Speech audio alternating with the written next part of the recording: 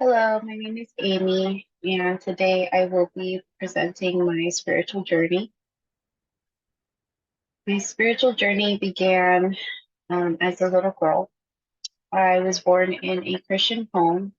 My dad was a pastor, and my mom was a worship leader and a youth leader. I grew up knowing about God, Jesus, and the Holy Spirit. However, I never had a personal relationship with him. My entire life, I grew up as a very angry child because of sexual abuse and trauma. God, I questioned God and I found myself angry with Him, trying to make sense and understand all of my questions of why. My parents were loving and did their best to help me despite having trauma and severe mental health issues. During my time in youth group, I found myself drawing closer to God.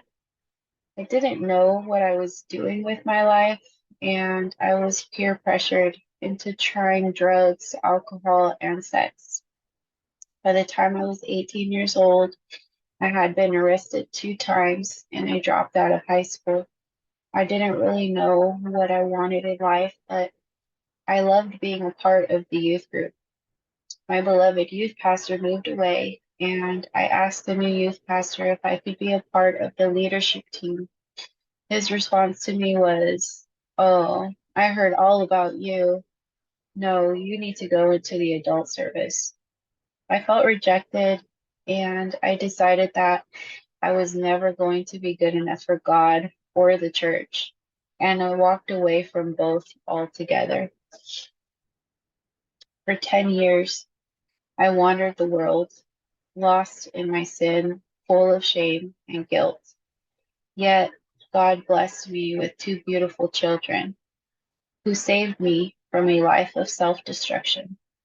If it wasn't for God giving me my children at the time He did, I don't believe I would be alive today.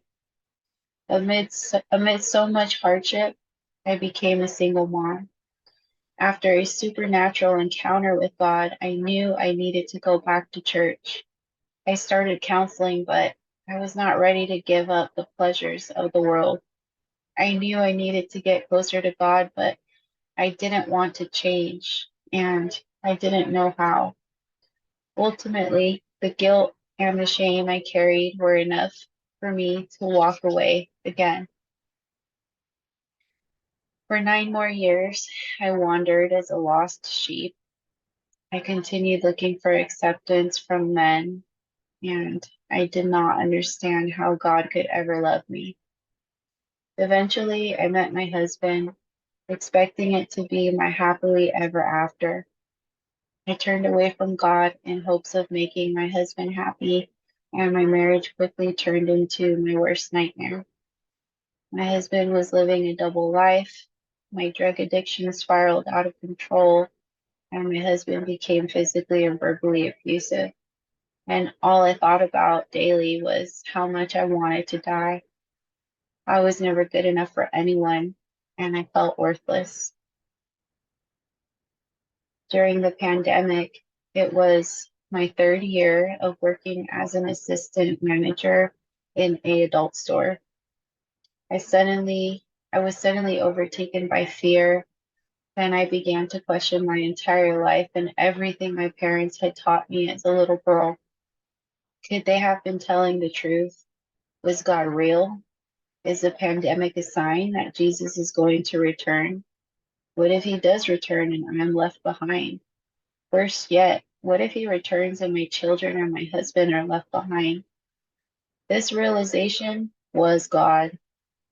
It was in an instant that I began to believe that God was real and I needed to do everything in my power to know him, and most importantly, for my children to know him. The thought of my children going to hell would be all my fault.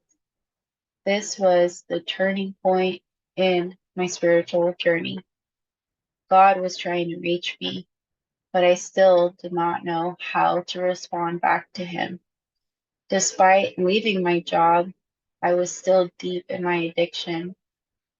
I had been diagnosed with bipolar 1 manic disorder, multiple personality disorder, severe anxiety and depression, and substance abuse, mental health disorder.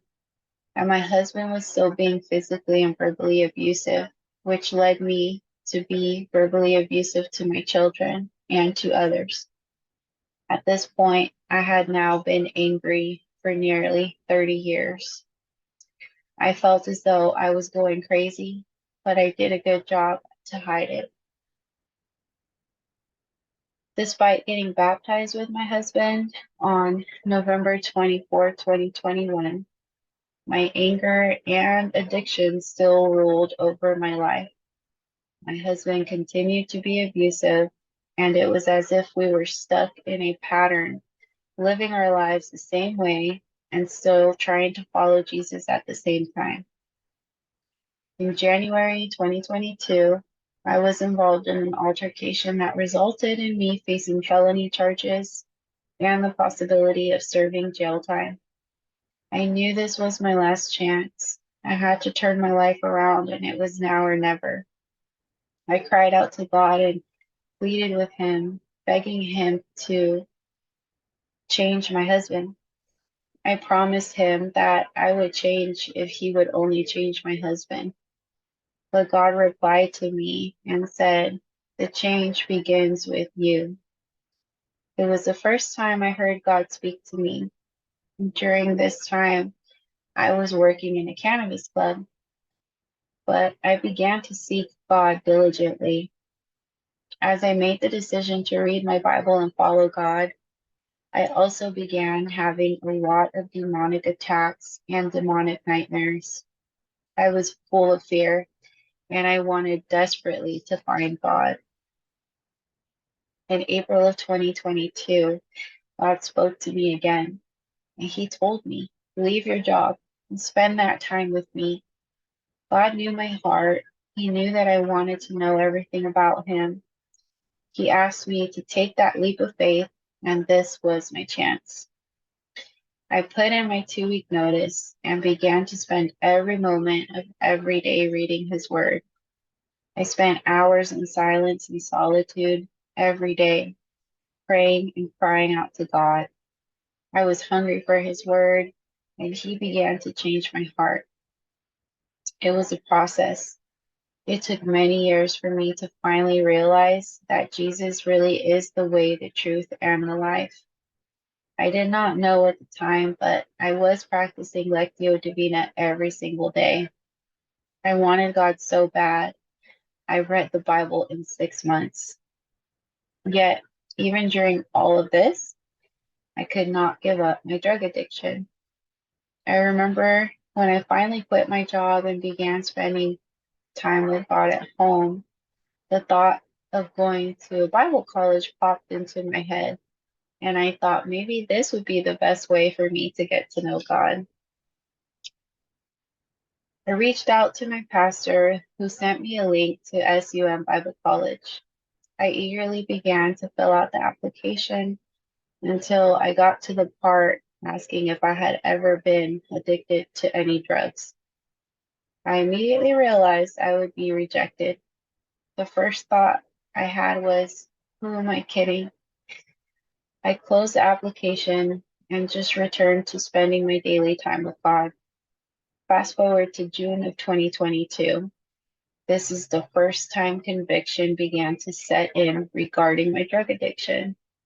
Every hit I would take caused me to feel as though I was hurting God.